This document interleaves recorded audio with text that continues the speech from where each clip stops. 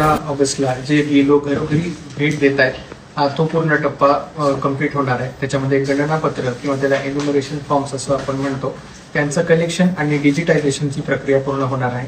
ती सद्यस्थितीमध्ये 99% प्रक्रिया पूर्ण झालेली आहे आणि 35,000 आपले सध्या फॉर्म जे आहेत ते सद्यस्थितीत डिजिटायझेशन करण्याचे शिल्लक आहे।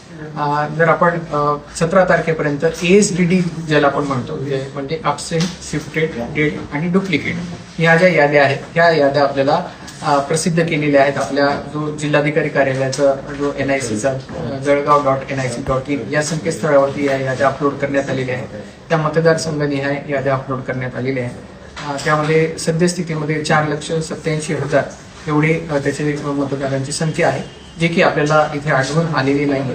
तर त्या याद्या ज्या आहेत त्या यापूर्वीच आपण पॉलिटिकल पार्टीची बैठक घेऊन त्यांना देखील सांगितलेलं आहे की या याद्यांची पडताळणी करावी। BLOच्या मार्फत पण ही याद्या पडताळणी करणं सुरू आहे। BLNच्या मार्फतही या याद्या पडताळणी होत आहे। तर आपल्या सर्वांच्या माध्यमातून या याद्यांची पडताळणी करून जर सद्यस्थितीमध्ये या ASDD मध्ये जर आपलं नाव आलेलं असेल परंतु आपण इथले त्या मतदारसंघाचे वैध मतदार असाल तर त्या प्रकारची जर आपण इन्फॉर्मेशन दिली तर ते नाव आपल्याला रोलबॅक करण्याची संधी आहे। 17 तारखेनंतर ह्या याद्या ज्या आहेत त्या फायनलाइज होतील आणि प्रारूप मतदार यादी ही 24 तारखेला प्रसिद्ध होणार आहे। त्यासाठीची जी पूर्ण प्रक्रिया आहे ती 17 तारखेपर्यंत पूर्ण होणार आहे। यासोबतच 17 तारखेला आपला जे मतदान केंद्र असतात त्यांचं जे सुसूत्रीकरण करणं अपेक्षित आहे ते पण आपण करत आहोत। सद्यस्थितीमध्ये आपल्याकडे 3,677 मतदान केंद्र आहे आणि आधीचा जो मतदान केंद्राचा क्रायटेरिया होता तो पर मतदान केंद्र आपल्याकडे 1500 वोटर्सचा क्रायटेरिया होता।